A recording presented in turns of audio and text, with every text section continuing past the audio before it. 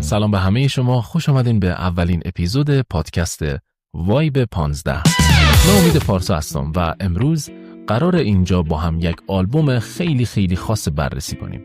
Let It Be از گروه The Replacements.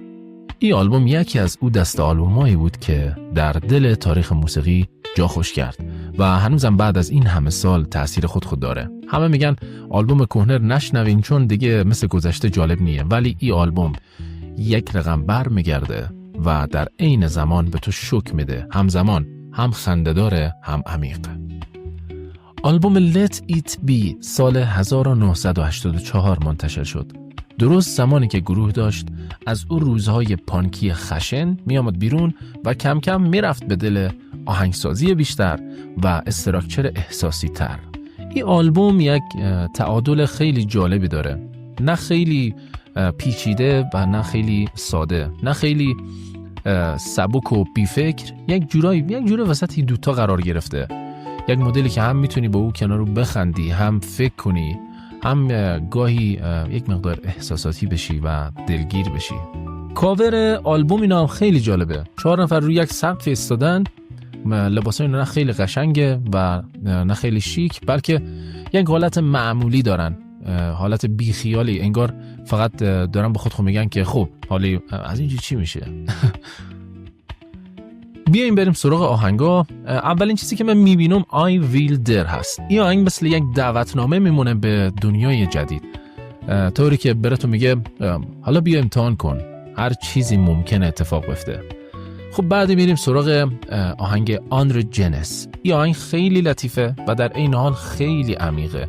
یک آهنگ درباره هویت ولی هیچ اشاره‌ای به شعار نکرده و هیچ قضاوتی نمیکنه، فقط یک احساس عمقی در ارتباط با هویت آدم. حالا بیا سراغ او دسته از آهنگایی که تضاد ایجاد کردن و در آلبوم خیلی جذابن، مثل ترک Gary's Got a Boner. این آهنگ خیلی ساده و شوخ طبعیه که به تو حس خوشی و سرمستی میده، ولی بعد از او خیلی زود میریم سراغ ترک 16 Blue که یک کمک دلگیرتر آهنگیه که از یک آدمی میگه که در دنیای خود غرق شده و دست و پا میزنه و نمیفهمه کجا بره. همون آدم قبلی که در Gary's Got a Boner میخندید، حالی خیلی تنها و خیلی نگرانه. نسخه دیلاکس یک چیزی فراتر از نسخه اصلی رو به شما میده. صدا کاملا پردازش شده و واضح‌تر شده، همه چیز بولدتر شده و به درستی و خوبی همه چیز میشنوی. کاملا فرق میکنه با نسخه اصلی و مثلا صدای گیتار و درامز خیلی قوی تر از قبله. حالا هم ترکایی مثل Street Girls و Who's Gonna Take Us Alive، اینا رو داریم که خیلی خام و زنده تر به نظر میرسن. این آهنگایی نیستن که خیلی شسته رفته باشن، چی میگن، اکیو شده باشه، خیلی تمیز باشه، ولی خب به آدم یه حس میرسونه که گروه داشته و میخواسته که با تمام وجود خود قدرت خود به نمایش بگذاره.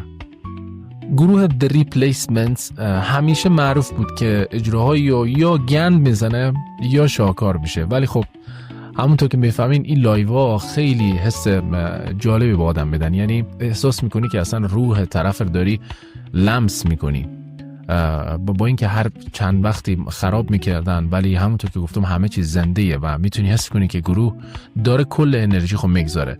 مهم او احساس، مهم او موشنیه که اون لحظه شما از اجرای زنده گروه به دست میاریم. من طرفدار کار زنده‌ام. در نهایت Let It Be به شما نشون میده که موسیقی نیازی به پیچیدگی نداره، بلکه همین کافیه که حس داشته باشه و واقعی باشه. خیلی جذابه. باید حتما این آلبوم رو کاملا بشنوین و تک این ترکار و وایبی که ایجاد میکنن رو درک کنین. آلبوم اینقدر تعادل جالبی بین شوخی و جدیت و بین انرژی و احساسات داره که هیچ وقت از شنیدنی به نظر من خسته نمیشه. من که اصلا خسته نشدم.